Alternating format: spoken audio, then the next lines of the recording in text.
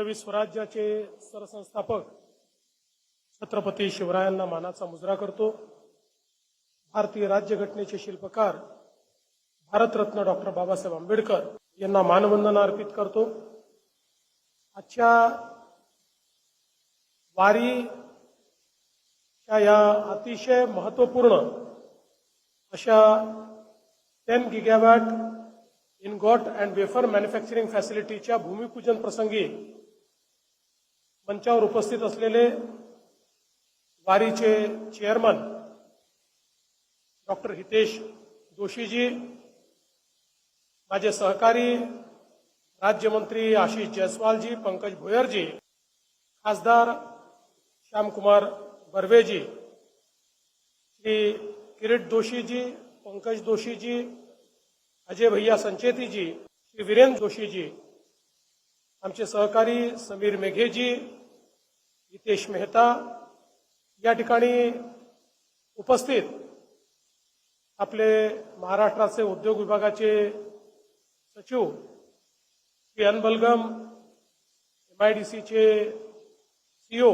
श्री वेलारुसू, माझे सहकारी कौस्तुभ धावसे, नागपूरचे जिल्हाधिकारी, SP, संपूर्ण विभागाची आपली टीम, IG आणि सर्व टीम आणि उपस्थित सर्व भगिनी आणि बंधूंनो, मी हितेशभाईंचं मनापासून अभिनंदन करतो की त्यांनी हा एक अत्यंत महत्त्वाचा प्रकल्प नागपूरमध्ये लावण्याचा निर्णय घेतला। विशेषतः त्यांची जन्मभूमी ही विदर्भातली असल्यामुळे आणि वारी हे जे त्यांचं गाव आहे त्या वारीच्या नावाने त्यांनी ग्लोबल कंपनी सुरू केली। जगाच्या 29 देशामध्ये ते आज ऑपरेट करतात, एक्सपोर्ट करतात आणि त्याच वेळी त्यांच्या मनात ही संकल्पना होती की आपल्या विदर्भामध्ये देखील आपल्या जन्मभूमीत आपण काहीतरी केलं पाहिजे आणि म्हणून त्यांनी हा निर्णय घेतला। डावोसमध्ये आम्ही करार केला आणि रेकॉर्ड वेळेमध्ये आज त्यांनी या प्रकल्पाचं या ठिकाणी भूमिपूजन केलं। त्याबद्दल मी त्यांचे आणि दोषी परिवाराचे मनापासून आभार मानतो। खरं म्हणजे आपल्या सगळ्यांना कल्पना आहे की आज क्लीन एनर्जी हा एक सर्वात महत्त्वाचा विषय आहे। आपल्या देशाचे प्रधानमंत्री माननीय नरेंद्र मोदीजी यांनी जेव्हा COP26 मध्ये क्लीन एनर्जीचे टार्गेट्स घेतले की ज्यावेळी जगातले विकसित आणि विकसनशील राष्ट्र कुठेही करारबद्ध होऊन आपले एमिशन्स कमी करणे या संदर्भात कमिटमेंट द्यायला तयार नव्हते, त्यावेळी प्रधानमंत्रीजींनी हे ठरवलं आणि कमिट केलं की आम्ही COP26 चे एमिशनचे जे टार्गेट आहेत हे 2030 पर्यंत अचीव करू आणि त्याकरता क्लीन एनर्जीकडे मायग्रेशन, एनर्जी ट्रान्झिशन हे आम्ही भारतामध्ये करू। त्यावेळी अनेकांना वाटलं की प्रधानमंत्री जे सांगतायत हे शक्य नाही आहे, पण मला सांगताना आनंद वाटतो की प्रधानमंत्र्यांच्या पुढाकाराने 2030 पूर्वीच आपण ते जे काही मानकं होते, टार्गेट्स होते, ते टार्गेट्स अचीव केले आणि आज एनर्जी ट्रान्झिशनमध्ये आणि क्लीन एनर्जीमध्ये जगामध्ये भारत सर्वात वेगानं ट्रान्झिशन करणारा देश ठरतो आहे आणि विशेषतः विकसनशील अर्थव्यवस्थेत आता भारत एनर्जी ट्रान्झिशनचा लीडर झालाय आणि या एनर्जी ट्रान्झिशनमध्ये निश्चितपणे सगळ्यात शाश्वत मार्ग हा भारतासारख्या देशामध्ये सोलरचा आहे आणि सोलरच्या माध्यमातून मोठ्या प्रमाणात कॅपॅसिटी तयार करण्याचं काम हे भारतामध्ये सुरू झालं विशेषतः आपल्याला कल्पना आहे की याच्यामध्ये चायनाने लीडरशिप पोझिशन मिळवली आहे. त्यामुळे सोलर मॉड्यूलमध्ये चीन बऱ्यापैकी पुढे. त्या ठिकाणी वेफर्स, इनगॉट्स, मॉड्यूल हे सगळं त्या ठिकाणी आपण इम्पोर्ट करून आणि आपल्याकडे आपण एनर्जी ट्रान्झिशन करत होतो. पण याही क्षेत्रात माननीय प्रधानमंत्री महोदयांनी मोठ्या प्रमाणात जे आमचे उद्योजक आहेत या उद्योजकांना प्रोत्साहित केलं आणि आज आपल्या देशात ही कॅपॅसिटी सुरू झाली आहे. आणि मला अतिशय आनंद आहे की ज्याचा उल्लेख हितेशभाईंनी केला. कदाचित चायनाच्या बाहेरची सगळ्यात मोठी capacity at a single place ही आता या ठिकाणी बुटीबोरीमध्ये सुरू होते आहे. 10 गीगावॅट वेफर्स आणि इनगॉट्सचं हे जे काही ही कॅपॅसिटी आहे यामुळे देशाच्या एनर्जी ट्रान्झिशनमध्ये इंडिजिनस आपल्या देशात तयार झालेल्या सोलर मॉड्यूल्सच्या माध्यमातून ट्रान्झिशन करणं हे आपल्याला पुढच्या काळामध्ये अत्यंत सोपं जाणार आहे. आज मला सांगताना आनंद वाटतो की महाराष्ट्राने देखील प्रचंड वेगाने एनर्जी ट्रान्झिशन हातामध्ये घेतलं.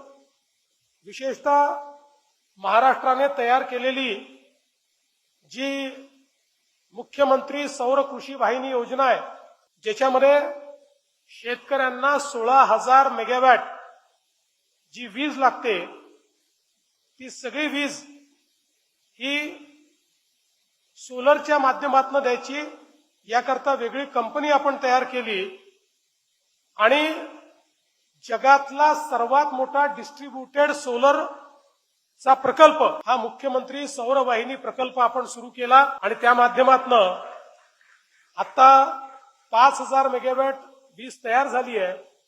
पण या वर्षाच्या शेवटापर्यंत आपण 14,000 मेगावॅट पर्यंत पोहोचू आणि संभवतः या वर्षाच्या शेवटी महाराष्ट्रातले जेवढे शेतकरी आहेत या सर्व शेतकऱ्यांना सौर ऊर्जेच्या माध्यमातून आपण वीज देऊ. मी सहज कॅल्क्युलेट करत होतो 16,000 मेगावॅट थर्मल पॉवर जी आपण वापरत होतो त्या थर्मल पॉवरमुळे होणारं प्रदूषण हे जर मिटिगेट करायचं असेल तर आपल्याला किती झाडं लागतील.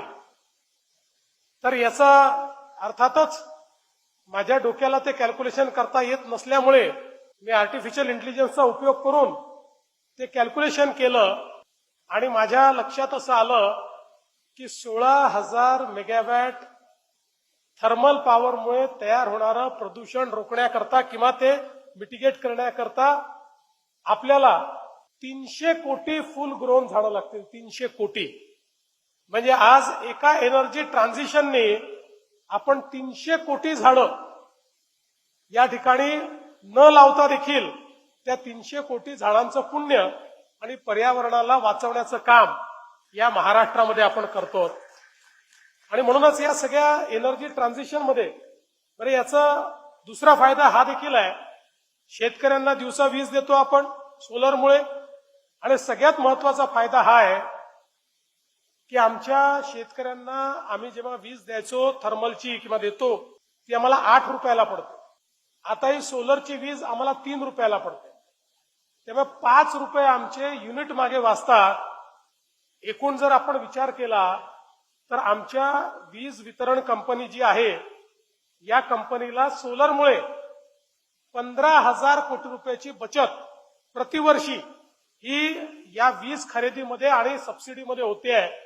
आणि म्हणूनच आम्ही पुढच्या 5 वर्षाचे जे काही आमचे विजेचे दर आहेत 2025 ते 2030 हे आमच्या रेग्युलेटरकडनं मान्य करून घेतले. गेल्या 20 वर्षात दरवर्षी महाराष्ट्रातले विजेचे दर हे 9% वाढायचे. 9% एव्हरी इयर. आता 2025 ते 2030 दरवर्षी 1.2% ते कमी होत जाणार आहे. म्हणजे घरगुती विजेकरता आज जो दर आहे तो 2030 साली 26% कमी असेल आणि औद्योगिक विजेकरता आज जो दर आहे तो 2030 साली 9% कमी असेल. असा जवळपास ऍव्हरेज आउट करून त्या ठिकाणी 1.2% दरवर्षी आपण विजेचे दर कमी करणार आहोत. आणि म्हणून सोलरने एक प्रकारे अशा पद्धतीनं संपूर्ण क्षेत्र रिव्होल्युशनाइज केलं आहे. आणि यासोबत आता जे काही प्रधानमंत्र्यांनी सोलर पंप्सची स्कीम आणली होती त्या स्कीम मध्येही महाराष्ट्र नंबर 1 झाला आणि देशामध्ये जेवढे सोलर पंप लागले त्यापैकी 60% पंप एकट्या महाराष्ट्रामध्ये आम्ही लावले. आणि मला सांगताना आनंद वाटतो की एका महिन्यामध्ये सर्वाधिक सोलर पंप लावायचा गिनीज बुक ऑफ वर्ल्ड रेकॉर्डमध्ये महाराष्ट्राची नोंद झाली. अशा पद्धतीनं मोठं एनर्जी ट्रान्झिशन आम्ही करतो.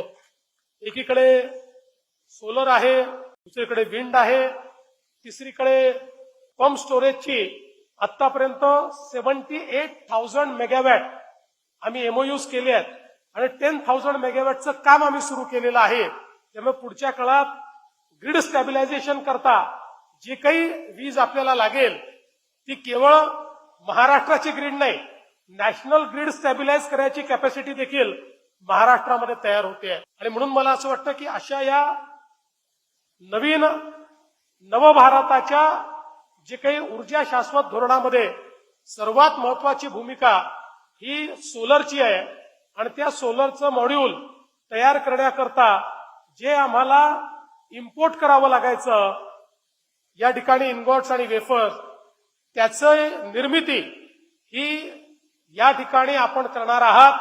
त्यामुळे आत्मनिर्भर भारतला डेडिकेटेड अशा प्रकारचा हा प्रोजेक्ट या ठिकाणी आपण सुरू करतात. म्हणून आपल्याला मी अतिशय मनापासून आपलं अभिनंदन करतो. आणि जसं आपण सांगितलं लोक अनेक वेळा डावोसवर टीका करतात. मी टीकेला उत्तर हे कामातनं देत असतो. आणि आज मी 3 भूमिपूजन केली. ही तिन्ही भूमिपूजन पाथ ब्रेकिंग भूमिपूजन आहेत. पहिलं भूमिपूजन मी न्यू एरा क्लिनटेकचं केलं. देशामध्ये 7 कोल गॅसिफिकेशनचे प्रोजेक्ट मंजूर झाले, त्यातले 4 हे महाराष्ट्रात विदर्भात मंजूर झाले आहेत. आणि त्यातला पहिले 2 प्रोजेक्टचं आज आम्ही भूमिपूजन केलंय, ज्याच्यामध्ये न्यू एरा क्लिनटेक कोल गॅसिफिकेशनच्या माध्यमातून केमिकल्स आणि कार्बन कॅप्चर करणार आहे. त्याच्यानंतर दुसरं जे केलं ते त्या ठिकाणी ग्रेटा एनर्जीचं केलं. ग्रेटा एनर्जीमध्ये त्या ठिकाणी आपण कोल गॅसिफिकेशनच्या माध्यमातून ग्रीन स्टील तयार करणार आहोत. आणि जगातल्या ग्रीन स्टीलच्या मार्केटमध्ये वन ऑफ द प्युरेस्ट अशा पद्धतीचं ग्रीन स्टील हे त्या ठिकाणी तयार होणार आहे. आणि तिसरा हा जो वारीचा प्रोजेक्ट आहे, हे तिन्ही प्रोजेक्ट डावोसमध्ये संकल्पित केलेले आणि आता प्रत्यक्षात येत आहेत. आणि तिन्ही प्रोजेक्ट न्यू एज टेक्नॉलॉजीचे आहेत. तिन्ही प्रोजेक्ट हे भारताला एका नवीन लीगमध्ये नेणारे आहेत.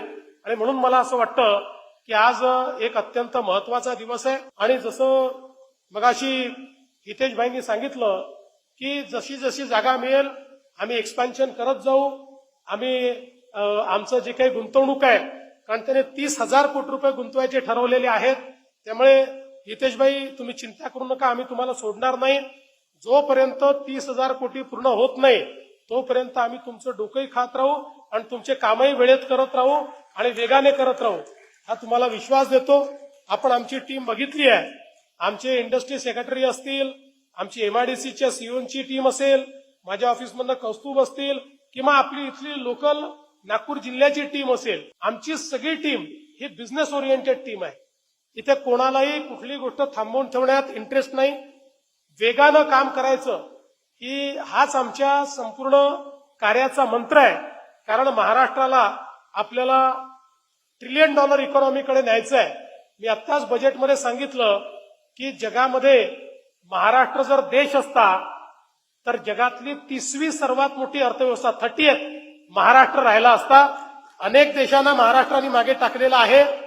आणि पुढच्या 2 ते 3 वर्षात आपण UAE आणि सिंगापूरला देखील मागे टाकू अशा अर्थव्यवस्थेचा विस्तार हा महाराष्ट्राचा चाललेला आहे आणि या विस्तारामध्ये आपल्या या फॅसिलिटीचं एक अत्यंत मोठं कॉन्ट्रीब्युशन असणार आहे आणि म्हणून मी तुमचं मनापासून अभिनंदन करतो आणि विशेषतः तुम्ही जन्मभूमी कर्मभूमी ही लक्षात ठेवली त्याबद्दल तुमचे मनापासून आभार मानतो आणि तुम्हाला पुन्हा आश्वस्त करतो या जर्नीमध्ये जिथे अडचण येईल ती अडचण दूर करण्याचं काम आपण करू आणि याला अधिक चांगलं कसं करता येईल हा प्रयत्न आपण करू. आपले खूप खूप धन्यवाद.